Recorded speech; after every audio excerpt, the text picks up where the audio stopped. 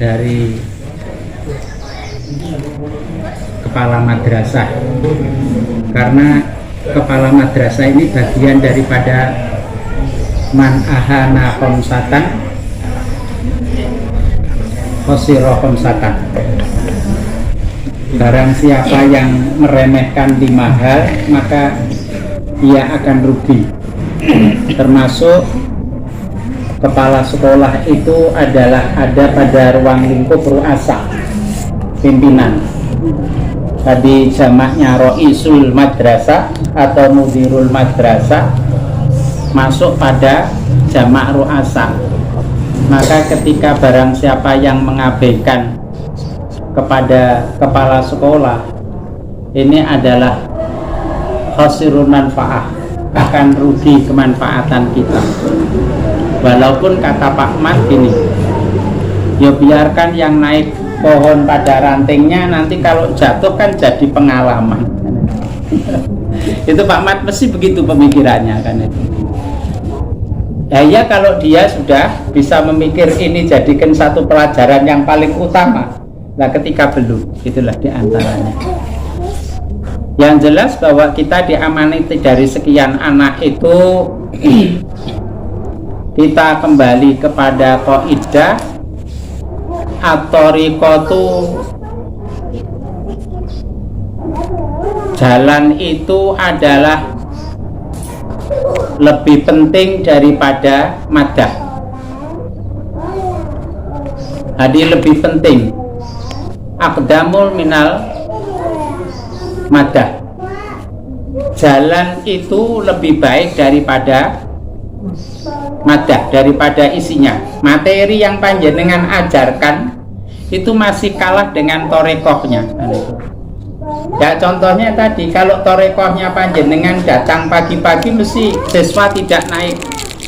Mau naik kok yodahannya bukan batangnya itu.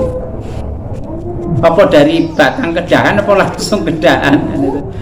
Ya kita nggak tahu, mungkin dari dahannya dulu karena dia manjat emper masjid dan itu, kemudian merembet ke dahan juga bisa dan itu, atau mungkin pohon yang lain. Yang jelas bahwa kita saat ini ketika kita adalah at-thariqatu afdalu minal madah, jalan itu, teori itu, cara itu adalah lebih baik daripada isinya. Kalau saya ungkap secara jelas, Islam ini adalah ceto baik kan itu, tapi ketika manhajnya, thariqahnya, karena kita adalah ada satu pepatah bahwa manhaj itu merupakan satu cita-cita kita. Manhaj itu jalan keluar. Untuk mendapatkan sesuatu itu adalah harus ada manhaj. Lah manhaj kita itu adalah yang kita laksanakan teori thariqah jalannya itu. Nah, yang kita ingin capai adalah mungkin adalah hikmah dan filsafah. Ilmu materi yang ada di buku apa? LKS apa? LKS ya? LKS, saya tidak guru loh, paham. Yang ada di dalamnya LKS ini adalah ilmu. Maka ilmu ini juga tidak tercapai ketika tidak pakai thariqah. Manhaj kita, jalan keluarnya kita bagaimana? Karena COVID-19 merundung kita, kan itu, merundung kita. Tapi nak orang mantu rano masalah itu loh yang ada masalah. Nah kemarin tuh pernah saya tanyakan loh, mengapa kok terjadi? Nggak ada laporan Mbak Yai kan? Kok iso? Kan itu loh. Kupingnya pegak kerungu, meripatnya pegak weruh gitu. Jadi nggak ada laporan. Memang disitulah karena payung hukum dia adalah karena tidak ada laporan. Ya. Ketika kita ada COVID-19 ini adalah thariqah kita, jalan yang kita tempuh kayak apa, manhaj kita kan itu jalan keluar kita apa? Ya seperti les dan lain sebagainya kan itu. Sebenarnya les kita laksanakan itu juga hanya bersiasat. Siasatnya adalah membela anak-anak kan itu, bukan membela guru. Aku yakin nek guruku seneng gak mlebu kok. Gak mlebu. Oh yakin gitu, yakin di mana-mana kan itu. Seneng gak mlebu. Arep dereng-dereng karo nandur lombok kan iso. Itu. Hah? Dereng-dereng karo momong iso kan gitu loh. Mesti seneng kan itu. Dereng-dereng amar bojone ya iso kan gitu kan. Itu. Kita adalah nyembela anak kan itu karena kita sudah ketitipan amanah, Anda sudah teramanati, itulah abot-abote kan itu. Nek secara apa namanya kita floor kan itu ketika kita adakan apa amat survei kan itu polling kita adakan polling mesti oke sing seneng daring ya. Nek orang berarti dikong jari ku lek guru-guru negeri apa gajine utuh ora kelangan bensin. Kita kan tidak ada andalan gaji, masalah kita tidak ada gaji. Nah, dengan demikian maka kita adalah kembali kepada manhaj kita, jalan keluar kita agar supaya anak-anak itu adalah bisa, maka kita mencoba dengan muwajahah, yaitu adalah dengan apa itu? Les itu, les apa namanya, ada satu apa namanya tambahan lah kan itu, tambahan apa malah nambal ya, nggak tahu kan itu. Yang jelas muwajahah adalah merupakan satu teori yang paling optimal itu. Maka ketika kita lihat pada ini hampir semuanya pendidikan ya, ketika kamu diajar ilmu pendidikan itu, Abu Ahmadi itu apa buku karangannya itu, kalau dulu terkenal Abu Ahmadi, teori metodik mengajar itu, didaktik metodik itu kan di Abu Ahmadi ya. Itu di sana rata-rata yang paling apa namanya hebat adalah tatap muka, mulai dari sosio apa Pak? Psikologi tarbiyah, sosiodrama kan itu. Kemudian ada lagi wawancara, kemudian ada lagi apa? Metode ceramah. Ini semuanya kan adalah muwajahah. Masuk kita mau ceramah lewatnya Zoom itu. Ada guru yang pernah menyampaikan pada saya, walaupun bukan sini, aja bukan di sekolah kita, bukan di Gesmantoro, di Purwantoro, dan di barat sana. Pak Yai, saya itu dihapusi murid saya kan itu. Loh, kok dihapusi gimana toh? Saya suruh hafalan, tiba-tiba apa namanya? Jus amannya niku ditempel ke teng cagak ini lah dek kan ini, wah ini kan gak ketok kan, oleh ya.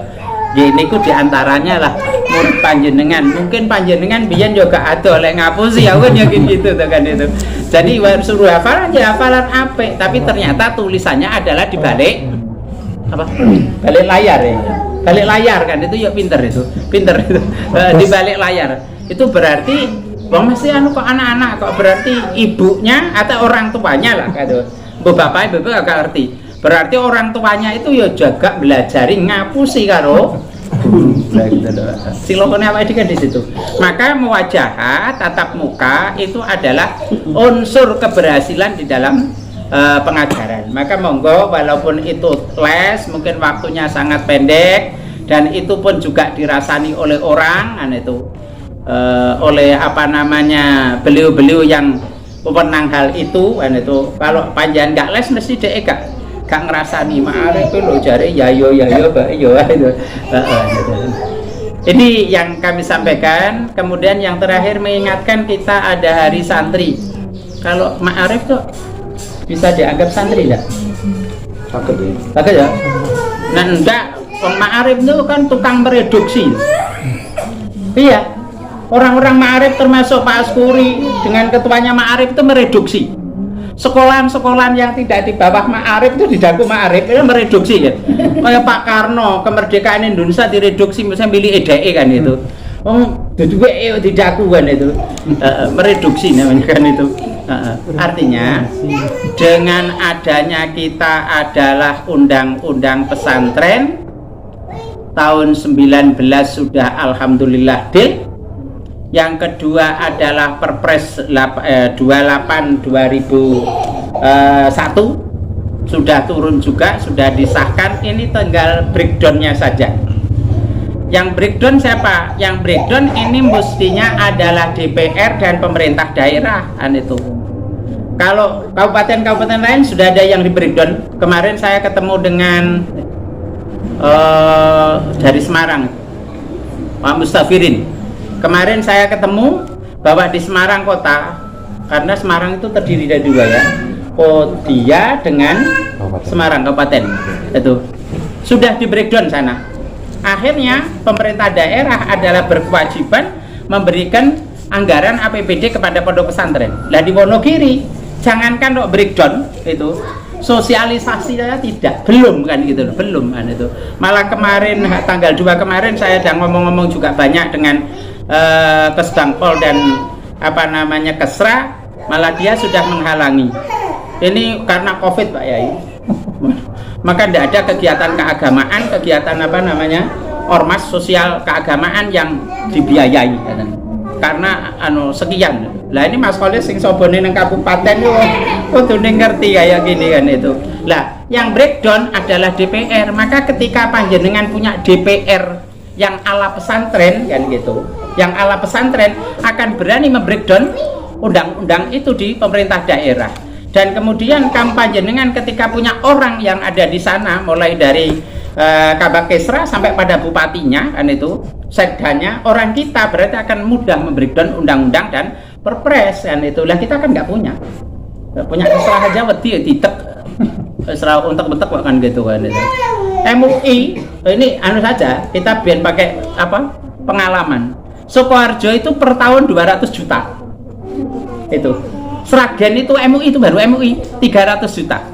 Sragen NO itu adalah dapat 400 juta masing-masing organisasi, lembaga dan otonomnya kasih mobil satu-satu.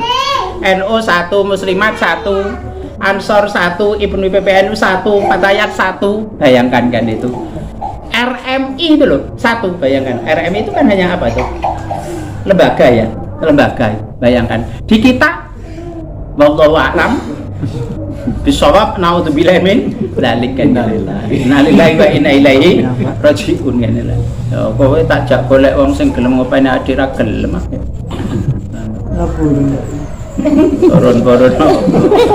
Turun kalah karo dia. Maka nanti ini kampanye sekalian kan. Nanti ketika 2004 kita ada harus cari wakil sebanyak-banyaknya yang ala kita kan gitu. Loh wong kok melayu ning kandange wong liya lho ya mesti ora kopen ketretongan tok tadi sana kan itu. Itu mesti ketretongan tok kan itu. Maka harus ke kandang kita. Ndak ini guyonnya begitu kan itu loh. Untuk itu ini loh, kan ngomong sapa Wonogiri kan itu. Lah ini undang-undang pesantren, perpres ini kita syukuri. Maka hari santri kita adalah keputusan hasil rapat PC Nahdlatul Ulama, karena ini ma'arif kan kita ada di NU kan gitu, disilahkan kepada tingkat MBC masing-masing kan itu, ya upacara, ya tasyakuran. Kalau kemarin itu saya baca Kismantor hanya baca sekilas itu sudah 40 panggang Pak Askuri kan itu. Berarti kan kita ma'arif nanti harus lebih dari itu kan itu. Ya amat seneng kan itu. Ya mudini bagus. Enggak, artinya tetap bersyukur, entah caranya kita bagaimana. Kalau upacara anak-anak kita mungkin ya bisa dilaksanakan, mungkin ya tidak. Betul. Kita lihat situasi. Tapi kalau istighosah, mujahadah, doa bersama sambil habis itu nanti makan-makan. Kalau tidak begitu ya habis mujahadah kita bacakan Hujjah Ahlussunnah wal Jamaah yang dikarang oleh Hadrati Hasyim Asy'ari, yang dikarang oleh siapa? Kerapiah Mbah Ali Maksum, atau Hujjah Ahlussunnah yang karang oleh Syekh Ad-Dailami. Itu sudah lama, itu sudah masanya masa dulu sudah ada. Kalau tidak ya konun lah, konun Ahlussunnah wal Jamaah yang saat ini kayak hilang Pak. Saya sampai teman-teman NU di bawah itu nggak ngerti yang namanya konun asasiyah itu hari itu. Kalau tidak begitu, walaupun bukan hari ma'arif kan itu, kita sejarahkanlah siapakah istilahnya pendiri ma'arifnya, kemudian tokoh ma'arif yang muncul pertama kali tentang Ahlus Sunnah wal Jamaah di Saudi Arabia siapa? Ini adalah tokoh ma'arif yang di sana. Nah, ketika ini nanti kita niat bertasyakur, fa in ta'adzana rabbukum la in sakartum la azidannakum wa la in kafartum inna adzabil syadid. Waktu kita adalah tinggal berapa? 2 minggu ya? 10 hari. 10 hari ya? 10 hari. Nanti tanggal 22 pagi kita upacara sekedarnya, ala kadarnya, ada apa-apa toh? Itu artinya jumlah kita berapa? 30 berapa? 37 kan itu, 37. Saya datang nggak apa-apa karena saya tidak tugas di pondok itu. Yang tugas sudah apa namanya orang-orang itu ya. Artinya saya kan tidak tugas. Umpamanya saya datang ma'arif ikut hormat bendera gini ya enggak apa-apa kan itu. Atau mungkin kita datangkan kelas 6 bersama-sama kita, kan cukup toh halaman kita yang di belakang tuh lapangan itu. Lapangan itu mesti MWC-nya mampu itu. Mampu. Monggo nanti apa kita kerjasama dengan MWC, apa kita berdiri sendiri, terserah. Itu nanti alangkah indahnya ketika tetap kita mengadakan tasyakuran dalam rangka Hari Santri Nasional. Sebenarnya hari itu libur, tanggal merah. Hebat nggak bisa nih kan? Hebat, tanggal merah. Maka monggo kami hanya mengingatkan untuk hari santri kita sama-sama nanti kalau di apa namanya datangi orang ditegur, mengapa kok ada ini dan itu, adalah hari santri kan itu. Lo sama mana santrinya? Ya saya ini santri kan itu, Ustaz ya. Berarti itu saya ini santri kan gitu loh. Ya sebab yang apa aku yang ngaku santri, Mbak Soleh kan yang ngaku santri gitu saja, ya santri tenan kan itu. Maka alasan kita adalah kita santri. Pokoknya ini senjatanya tidak ada lain adalah santri. San itu adalah suci, tri itu adalah 3. Berarti kita adalah suci dari 3 hal. Suci akidah, suci syariah, suci akhlak. Nah, kalau ketiga ini adalah suci kan berarti hebat. Mengapa dia tidak paham pada santri kan itu loh.